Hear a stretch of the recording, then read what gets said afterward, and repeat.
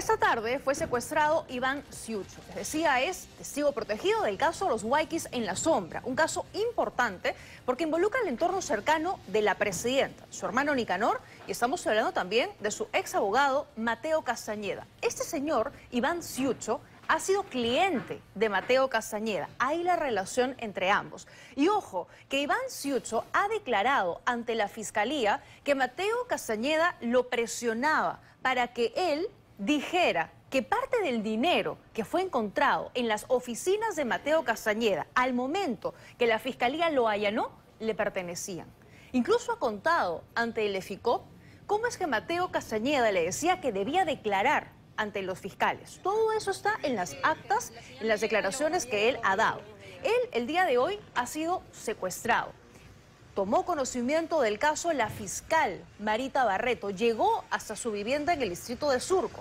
Estuvo reunida con él y cuando salió, la fiscal declaró ante la prensa que los secuestradores lo amenazaron, que lo que buscaban eran sus celulares y que de hecho los tomaron y luego los terminaron arrojando y dejando botados por algún lugar. Escuche a la fiscal Marita Barreto. Realmente esto es una preocupación para el Ministerio Público.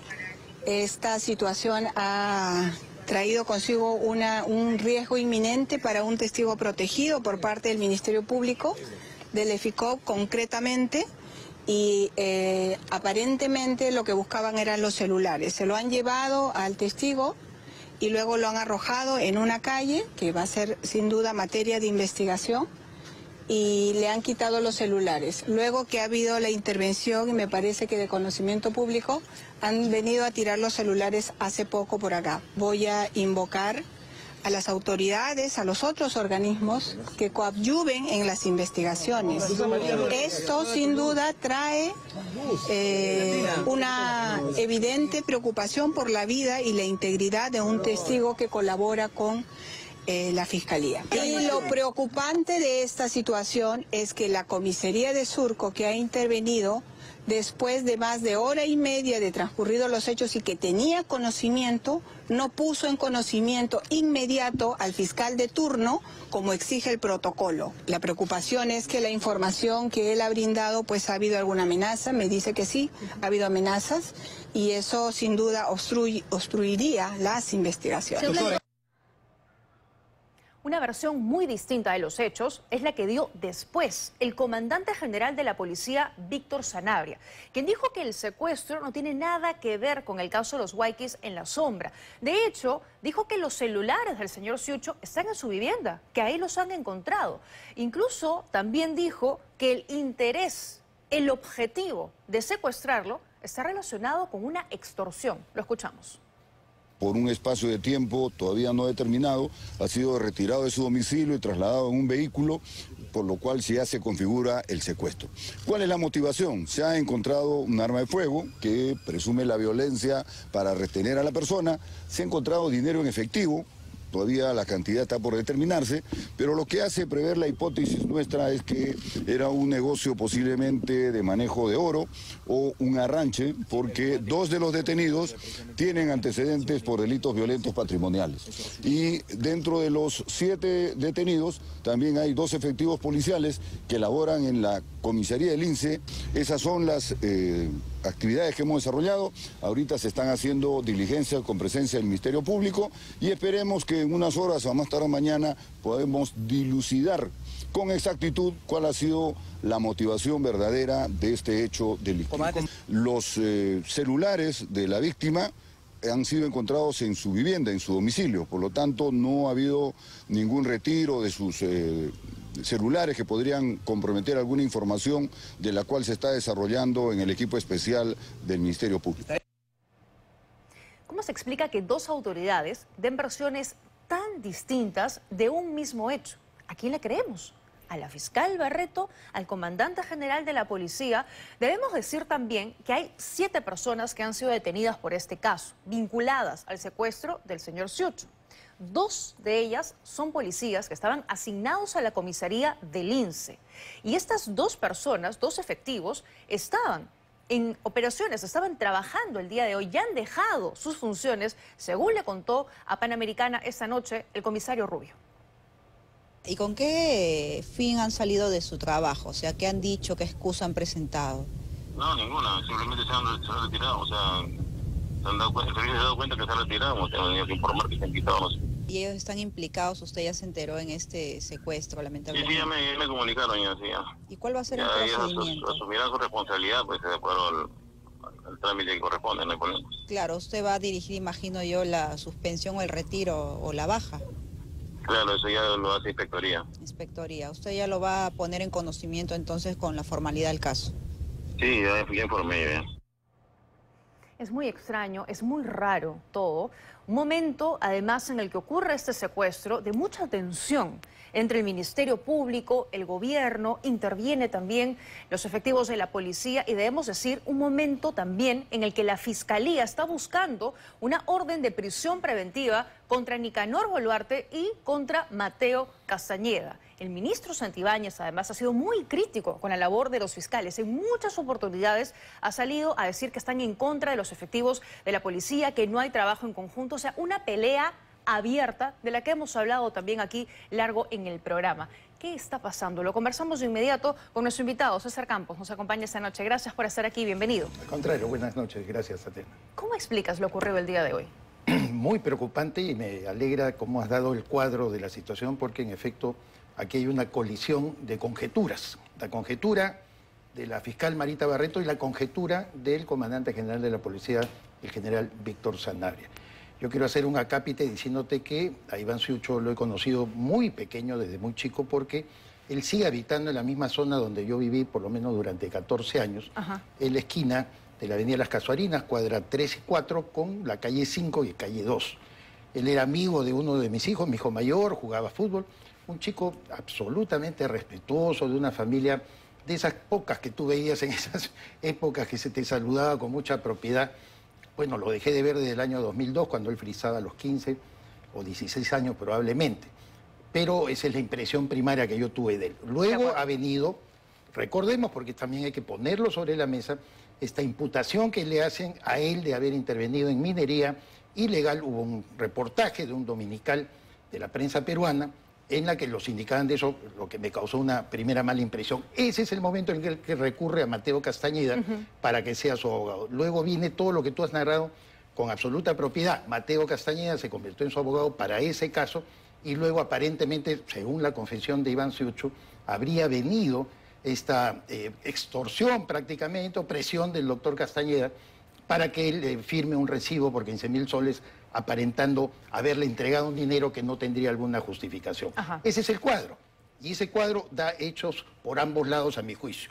Tanto por lo que es posible, lo que dice Sanabria, que haya sido objeto, con la participación de estos dos agentes policiales de la unidad del INSE, para ser extorsionado, y la otra versión de Marita Barreto que tampoco hay que descartar, porque al fin y al cabo Ciucho es un testigo, es un colaborador eficaz en el caso de los huayquis. Por todo ese contexto que das, justamente los reflectores automáticamente voltearon hacia el señor Mateo Castañeda, sobre todo amparados inicialmente en la versión, en la declaración que da la fiscal Marita Barreto, que habla de el testigo protegido, señor Ciucho, habla del riesgo inminente que implicaría este secuestro para la investigación, porque lo que buscaban los secuestradores, según su versión, eran los celulares. O sea, estaríamos hablando de información importante que él almacenaría en sus celulares. Y ahí hay dos versiones, como tú bien lo has señalado. Una, la que sostiene el general Sanabria, que estos se encuentran en propiedad y que aparentemente no habrían sido manipulados, de Iván Ciucho, y la versión de la fiscal Marita Barreto, quien dice que lo han encontrado en la calle, lo han recogido,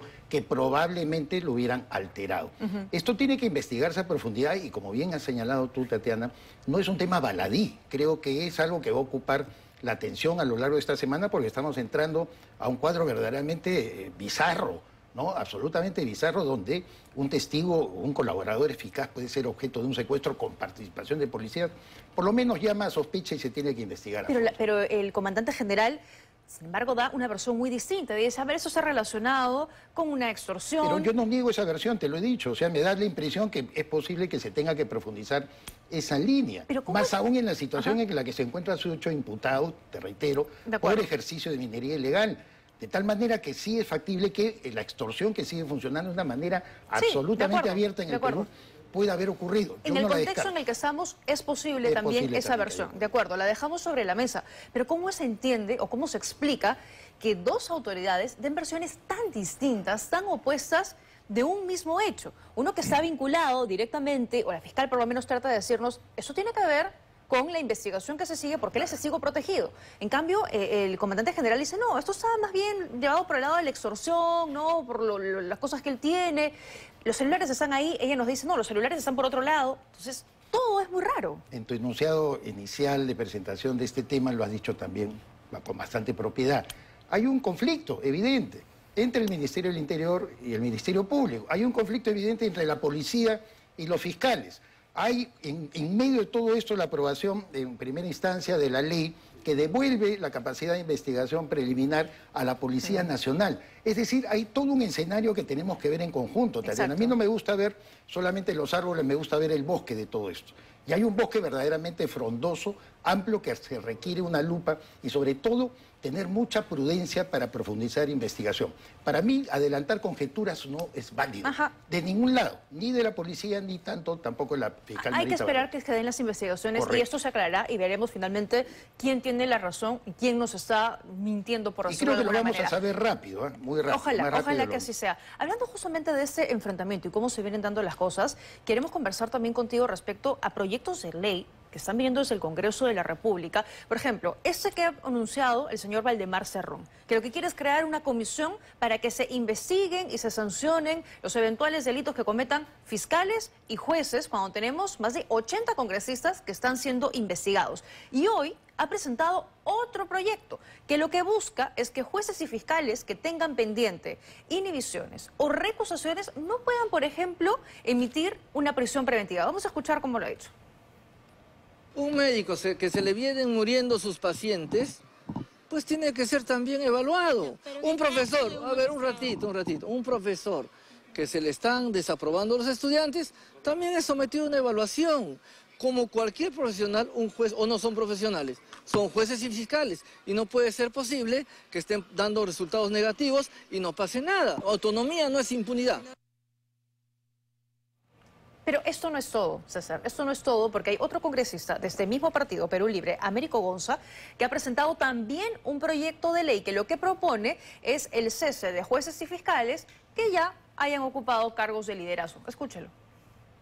Por eso estamos colocando en este proyecto que aquel que tenga el mayor antigüedad de juez supremo ocupe la presidencia del Poder Judicial. Luego de eso se vaya a su casa y que vengan nuevos cuadros. No le estamos cortando la carrera, porque si ya llega un tope, ¿a dónde más va a ir? Tiene que irse obviamente a descansar para que vengan nuevas generaciones.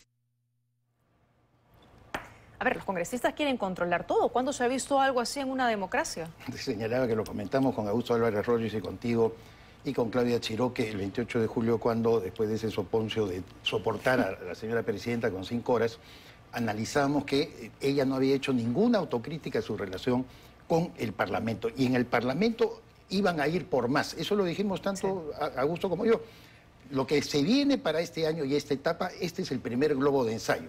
A ver, vamos a ver cómo nos liberamos y cómo hacemos de que podamos sancionar políticamente a jueces y fiscales, algo que es irrito, absolutamente inconstitucional, que no tiene ninguna base legal, por más que le traten de dar como es abogado Valdemar Cerrón, y muchos abogados son expertos en variar y siempre dicen que estudia en primero de Derecho para que sepan, pero ellos son los primeros que no saben. Se ha pronunciado el presidente de la Corte Suprema, se ha pronunciado el Ministerio Público, se ha pronunciado el presidente del Congreso, Eduardo Salguana, todos han dicho lo mismo, no es una ley que tenga viabilidad.